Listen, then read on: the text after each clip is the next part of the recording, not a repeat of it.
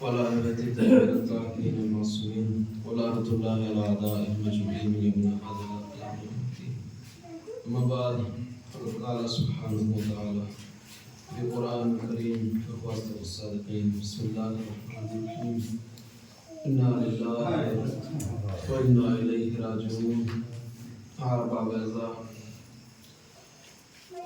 نزدیک ہو رہے ہیں صبح عاشور سے شب عاشور ڈھلتی جا رہی ہے. یا زینب کے دل سے پوچھے کس رات کس طریقے سے زینب نے گزارا ہے. کربلا والوں سے پوچھے یہ رات کیسے گزاری ہے. محسوس کرے کہ کس طریقے سے شب کو یہ گزار رہے ہیں. عبادتوں میں گزارا ہے. لیکن مائیں ہیں جو یہ جانتی ہیں. بہرحال ماں ہوتی ہے کہ کل کا صبح عاشور جو آئے گا آج میرے پاس عمر محمد ہے مگر کل یہ لال نہ ہوگے. آج میرے ساتھ قاسم ہے مگر کل میرے پاس قاسم نہ ہوگا. آج میرے پاس میرے بچے ہیں مگر کل میرے پاس بچے نہ ہوں گے. ہاں 3 دن ہو گئے ہیں اور پورے 3 دن ہو جائیں گے. پانی کربلا والوں کو میسر نہیں ہوا ہے. ابھی تو امام کہتے ہیں کسی پہ رونا ہو تو میرے جد پہ رونا ہو، اس لیے کہ میرے جد کو رلا رلا کے شہید کیا گیا. میرے جد کو 3 دن کا بھوکا پیاسا مارا گیا.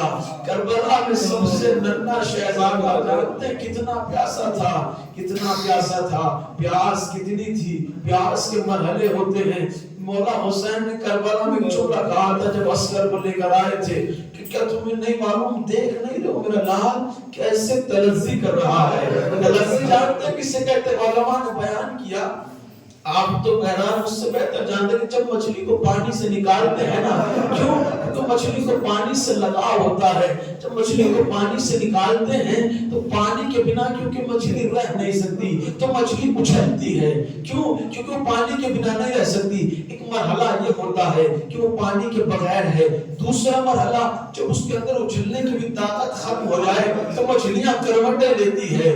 مچھلیاں کروٹ لیتی ہے، اس کے اندر اچھلنے کی طاقت نہیں رہتی. لیکن ایک مرحلہ وہ آتا ہے جب مچھلی پانی سے اتنی دور ہو جاتی ہے کہ اب وہ نہ اچھل سکتی ہے نہ کروٹ لے سکتی ہے. تو بس ایک کام کرتی تھی، کبھی پانی کا منہ کھولتی تھی اپنا منہ، کبھی بند کر دیتی تھی. کبھی منہ کھولتی ہے کبھی منہ بند کر دیتی ہے. جانتے ہیں اس حالت کو تلذی کہا جاتا ہے. میرے مولا کرے ہیں کیا تم نہیں دیکھ رہے ہو میرا ننھا شہزادہ کیسے تلذی کر رہا ہے. یعنی اصغر پر پیاس اتنی طاری تھی، کبھی اصغر اپنا منہ کھولتا تھا کبھی بند کر لیتا تھا.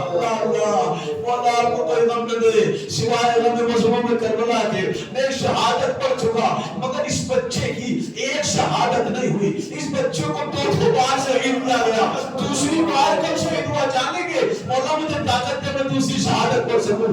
عباس کے قتل ہونے کے بعد جب سب شہید ہوئے نا اور عسکر بھی چلے گئے، جب لاشوں کو امام حسین کہاں لائے خیمے میں 7 قدم پیچھے ہٹے 7 قدم پیچھے ہٹے آگے گئے پیچھے ہٹے. جب ان مرحلے سے گزر کے کہ آپ کیا کروں اس بچے کو جانتے ہیں. ایک مرتبہ حسین پشت خیمہ پہ گئے اور جانے کے بعد دیکھیے شریعت میں کہا ہے کہ باپ کے لیے جائز نہیں ہے، باپ کے لیے کیونکہ سخت ہوتا ہے اپنے بیٹے پر خود مٹی نہ ڈالے.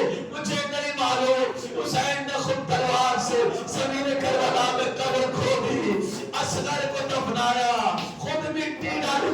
حسین کے دل سے پوچھے کتنا بڑا صابر حسین تھا. جانتے ہیں اپنے ننھے شہزادے کو دفن کر کے حسین آ گئے. دوسری شہادت کب ہوئی؟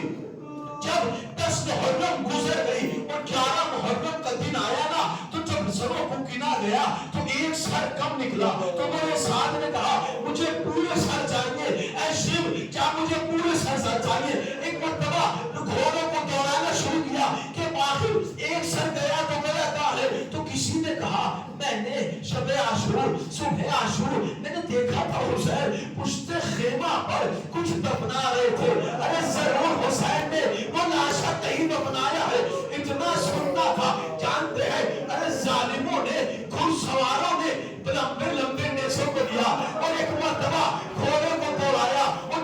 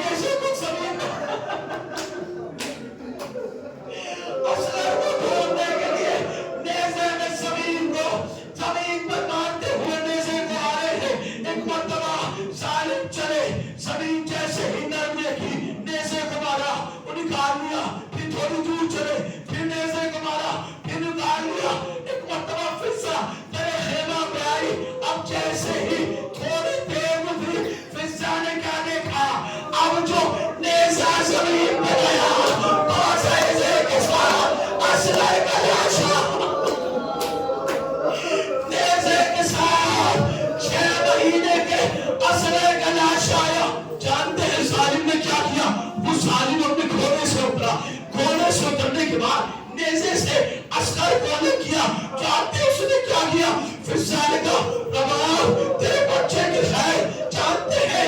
اس نے رباب کے سامنے اپنے کھوڑے کو رباب کے سامنے آیا, ماں کے سامنے بچے کو نیزے سے جدا کیا, بچے کو زمین پر لٹایا, اپنا گھٹنا بچے کے سینے پر رکھا.